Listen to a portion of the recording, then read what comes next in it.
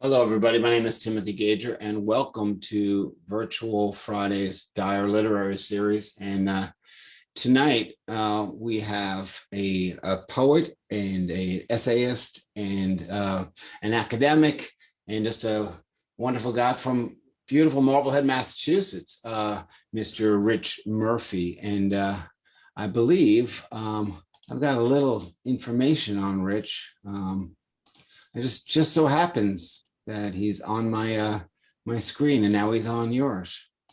So he's the author of full poetry collection, Practitioner Joy, body Poetics Americana, and the winner of the Prize Americana. Voyeur, 2008, winner of the Gival Press Poetry Awards, The Apple and the Monkey Tree, 2007, various chapbooks. And again, I always say, people, if you're interested in Rich and more of his stuff, this is his page on the poetryfoundation.org page. His critical essays have been published in the International Journal of the Humanities, Journal of Ecocriticism, Imaginary Syllabus, and Reconfigurations, a journal for the Poetics Poetry, Literature and Culture, among others. And Rich also has a brand new book that's coming out on June the 1st. So I'm going to turn it over to him, and we'll hear him read some poems, and then we're going to grow him. Thanks for being here. Good. All right. I'm going to read two poems to start with here. Both of them are from the manuscript that's coming out in June. The manuscript is titled Me Measure. And it's being published by Whiff in Stock. And the idea behind the manuscript is how mimetic desire, or memes, if you will, or copycats copying each other leads to scapegoat. This idea has been developed by a guy named Rene Girard, and it fascinated the hell out of me. Well, we know how memes work in our cultures, especially with the marketing departments and all. But also, he makes a claim, and I can see what he's saying is that you can't have a culture without a scapegoat. And it's really, if you think about it, you take a good look, it's ugly. It's there. And so anyway, I fell in love with playing with those ideas, and I started looking around my own life and the culture that I'm a part of, and started writing poems about it. And the first one is called Playing with Matches. A neighbor lets fly with a match, twin lawns or look-alike fences. The green fire ignites, and a city burns with envy until every home escapes into blazing stereotype. The accelerant, cradled, capped, and stored in the tribal lobe, leaks into spray when pressed by conformity and competition.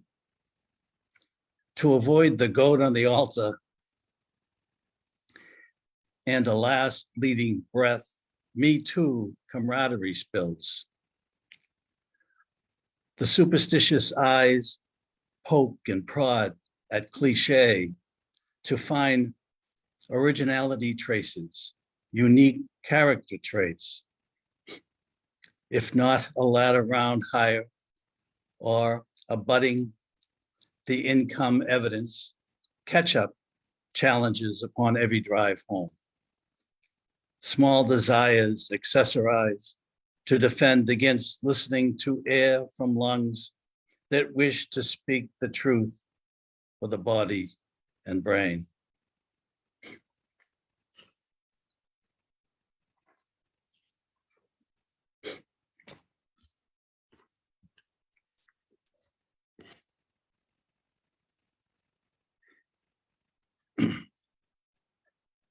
And this one is called Maybe Magnate. And part of the mimetic desire, of course, and memes is this part of our body called the dopamine, which is our addictive agent. Maybe magnate. With dopamine sitting at the right hand, wearing a daffy grin, maybe rules for planet Homo sapiens and the Soma system. The inhabitants, limbs, trunk, cranium, worship at the local parish concerns and arrive at chance happenings. In time, rituals, prayers, and routine fasting can draw out certainty one way or another. Sometimes silence and stillness lucks out, and God carries on shoulders for half a mile. The Ferris wheel peak plummets quickly. Under the wacky smile, the desire for anticipation calls out in tongues from toe tips. Whole worlds rush around to discern which superstition works best. Given the footprints and the foot positions on the ground, until copycats study behind an OCD patient mind. Each congregant seduces with a unique twist and perhaps peeps through a thunderhead, throwing lightning this way and that.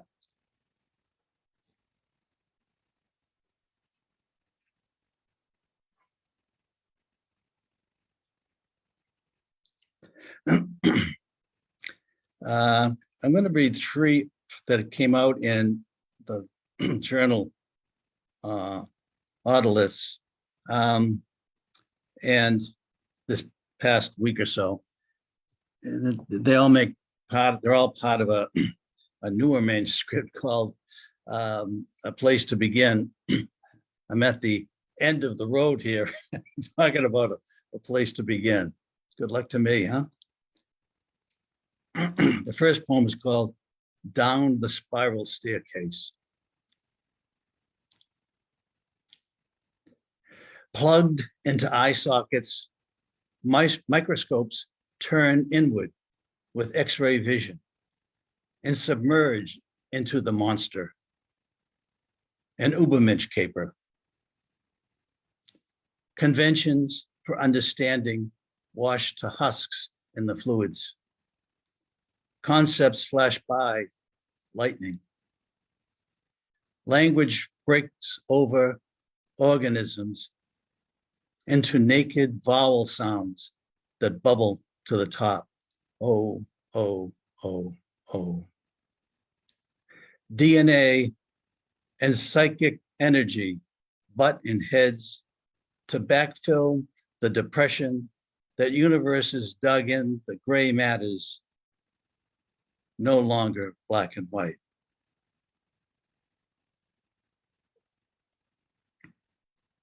Few theorists dress thought in binary finery, while those who do frequent a winery. The trauma may help to explain the hair on bodies, the teeth and smiles, the jitters by the lonely species.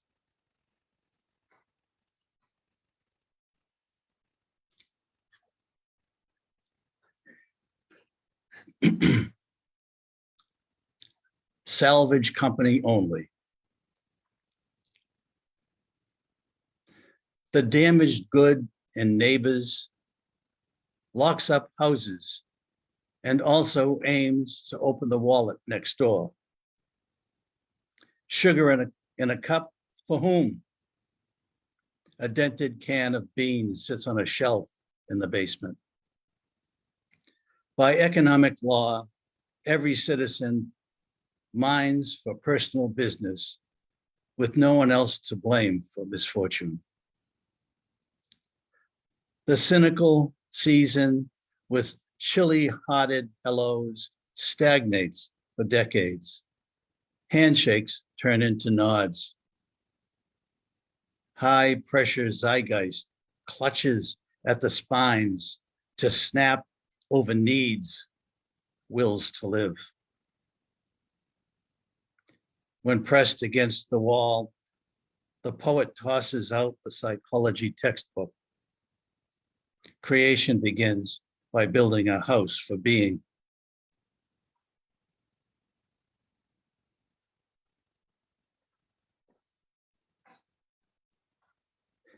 And the last of the three, called Boxed.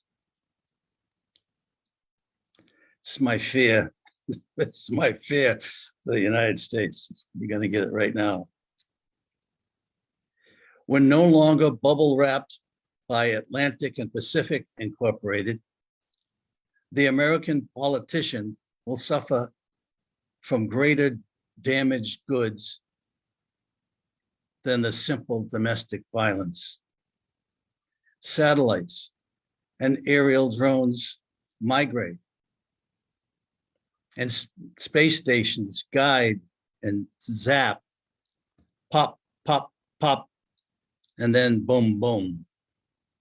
Revenge, resentment, schadenfreude, a lie to send same-day delivery. The continental balloon that magnified the dishwasher and automobile for inhabitants and the international peepers exhales in relief, exhaustion, when pricked by a nose cone or lightning. A reset with the global air pocket might and accessories may hand out a directions manual.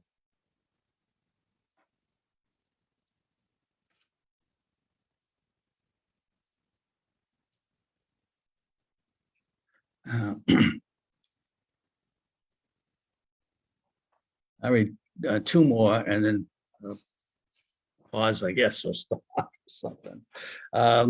These two from another manuscript called Inside Stories, and they were published by New Note Poetry Journal maybe a month ago, something like that. Inside, in this poem, it's part of Inside Stories, but it's titled Inside Story. The self-contained relies on the inside firm Kierkegaard Associates to complete the resignation form. The HR department seeks to solidify the dotted line with a signature all along the way. Only a wit's drive within a becoming against impulse, personal history, and evolutionary memory, disciplines to master, always too soon cut short within the sublime that pulls its sleeves. The seamless dynamics on a planet care little for the efforts grunted into meaning by two-legged animals. Determination to hold experiences close to the breast rewards enough with art that reminds tomorrow. Restless and species, instinct and urges gel when an inner world quakes. Another lone vessel for DNA, impress, and second guessed action dances.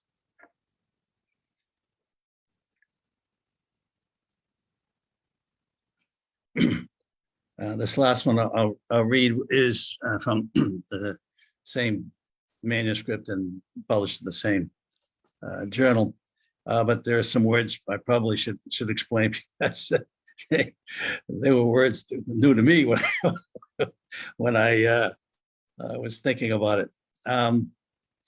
Ikigai is a Japanese word or idea about how to find purpose in life, and it's I'm not sure if you folks probably know better than I do, where the overlapping lenses, you find common ground in your desires.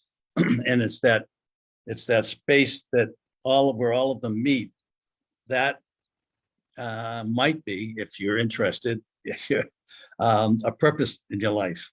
And then there's this word called narsuk, and it's Inuit, from meaning the dynamics that we're involved with all the time.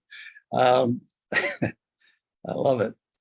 And of course, you also probably know about CRISPR, the genetic engineering machine or whatever it is. Anyway, those are the three words that, if anyone needed to know, those are the definitions. Human spirit versus shelf life. When Ikigai, passing a baton, and Narsuk finally meet, the symbols clash, calling for the best cheeses for a flash. From peak experiences to joining the no moan conga line, Max, wearing a brass ring from the flow awareness trials, arrives with a dance step and a pearly gait between his cheeks. The toothy Homo sapien muscles, evolutionary movement, excuse me, let me start that again. The toothy Homo sapiens toothy Homo sapien muscles evolutionary movement with persuasion, Sisyphus leaning into a mountain. Though engineers in hip boots and latex gloves micromanage around the stand and reserve gene pool. The CRISPR wedges between the deep fryers of fish and chips. Monotone asks, how does Earth want humanity in a newspaper, with or without salt?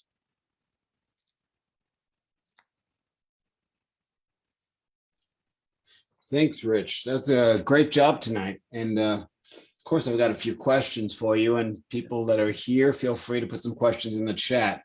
So you had said in an interview that you imitated poets as a young man, various poets that you admired, and you imitated their style. Is that something you would recommend? And isn't that also a form of mimetics? It most certainly is. And it's something that the way in the olden days, before originality was such a big thing, how artists of all stripes learned how to do their work. And yeah, I wasn't smart enough, I guess, to know that I needed to be original at first. So yeah, my first poet hero was William Blake and Robert Frost, and I had a long affair with Lowell, and so too much, and that got the hell out of that, and left his work behind. But I can still recite lines, and I anyway. So I had a lot of, and then I went on to the New York school and the San Francisco group, the Beats and all that. But yeah, mimicking was big for me, although I didn't actually know that there were other, when to break away, how I can break away. Did you know some of the beats? No, I didn't. I didn't know, and I didn't know anyone. I just knew their work, and Who was your favorite beat poet? Oh, I guess it was probably Ferlinghetti, but it was when I was young, and I was crud. I was a teenager, and then of course I did some work around Ginsberg, and I wrote a couple of essays, I think, about his work. But yeah, and then the New York School and the language poets and all that had their turn to influence me as well. So it's been a long road. And I used to go to the Boston Public Library and pick up records and tapes and the diskettes and even the bigger ones, and for my car, and when I was driving, I just listened to them all and memorized them all. The Wasteland, I remember oh my God, yes, T.S. Eliot, holy mackerel.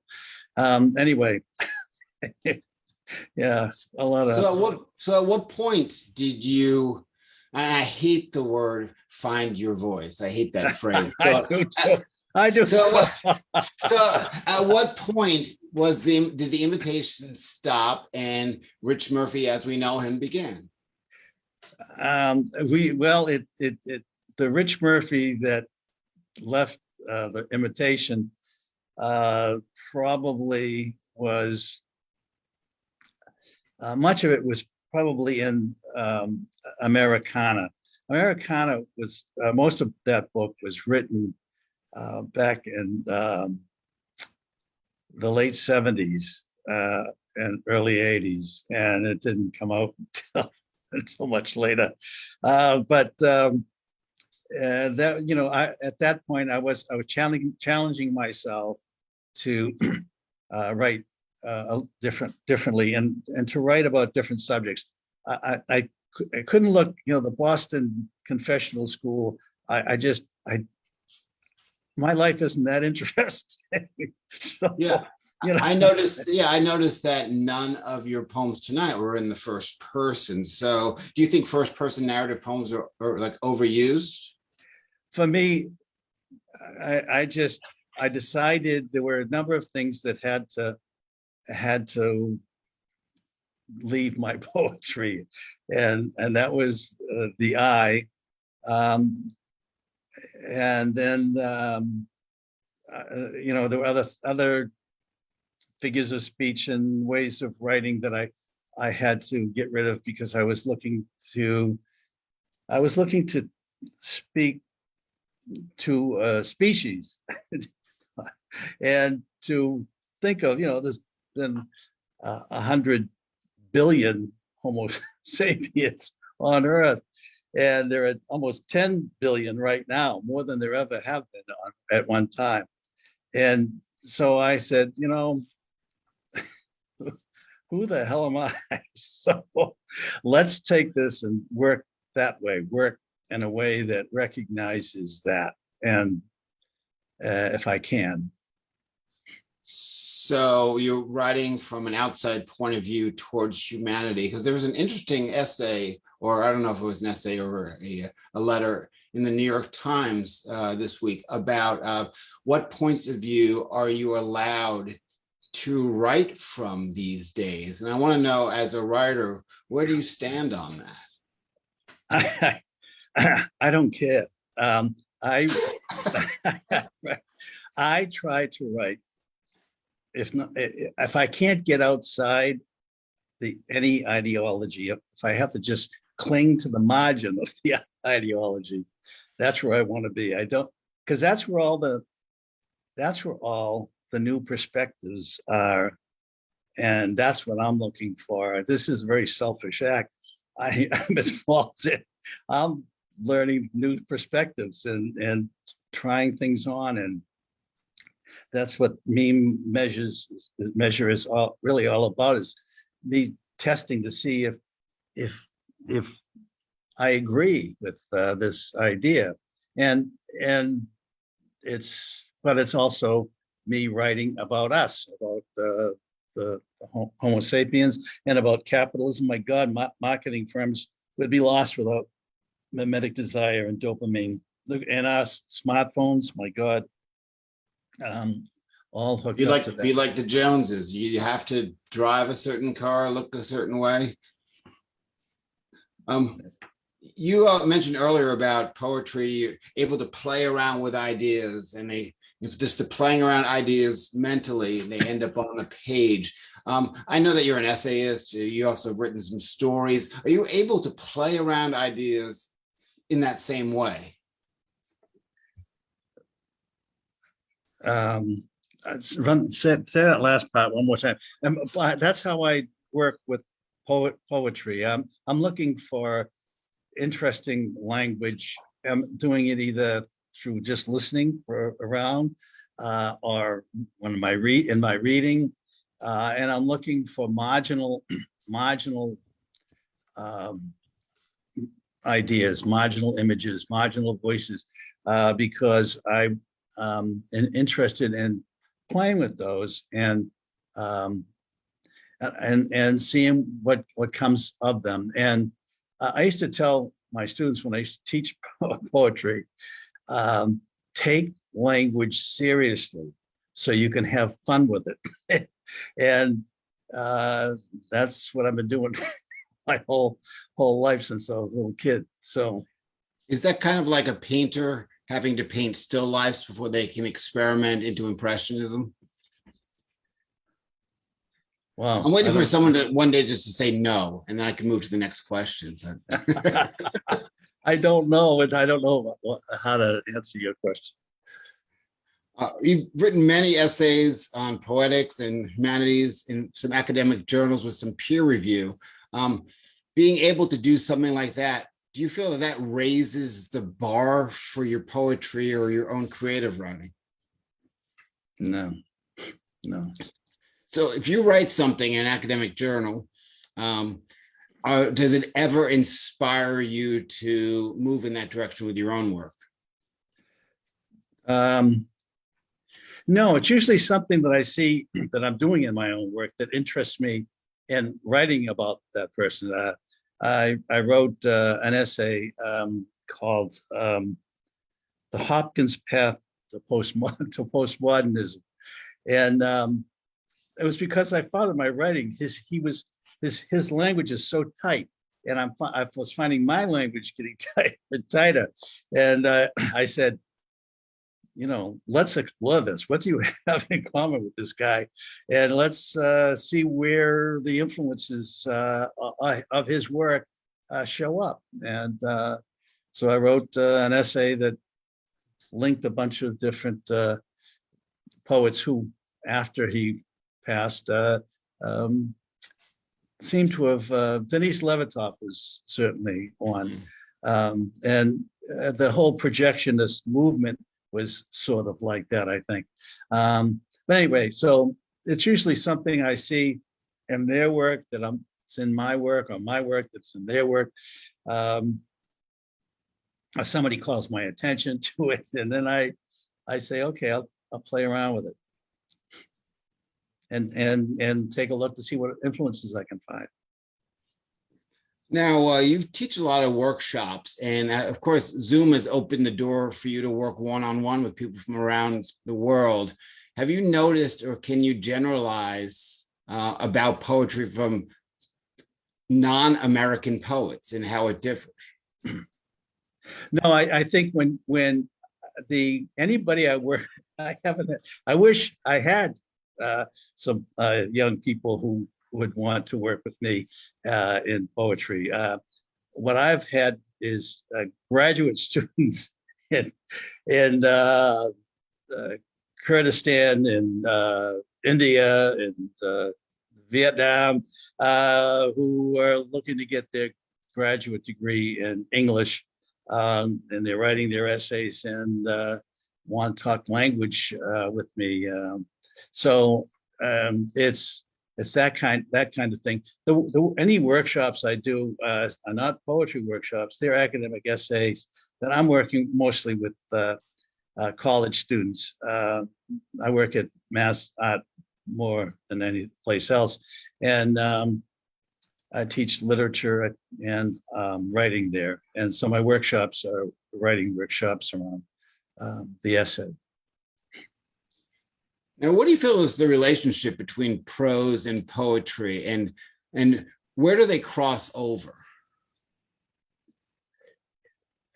It takes a really In 30 talented. seconds or less, I guess. Talented. It takes a really talented prose writer, in my mind, to be able to do that. And I'm not that guy. That can Peter somebody like Peter Sloterdijk is good at that. He's the German philosopher. He's really good at playing with metaphor and images, and he does it's so subtle, it's wonderful. But also you have a lot of novelists are good at it. You know, Faulkner was fantastic at it. But we have a lot of novelists now that are good at it. Even think of Toni Morrison was very good at it. Just finished a novel a couple of months ago. Forget the guy's name, but the Ministry for the Future. He's very good at it as well. Just being comfortable working in figures of speech and flat prose can be very deceivingly good. All right. Well, Rich, it was a pleasure having you here and featuring. And when can we expect Mean Measure to come up? It should come out June 1st. So, and it'll be on Amazon, of course, and it'll be on also Whip and Stock website also. And make sure when it's available, you guys rush out, because you know there is a production chain issue. So make sure Rich's poetry book does not get caught in that. And thank you so much. For folks that are watching the feed on the Facebook page, the link is posted there if you want to join us on the open mic. But if not, thank you for coming and listening, and we appreciate you. Thank you very much for this opportunity.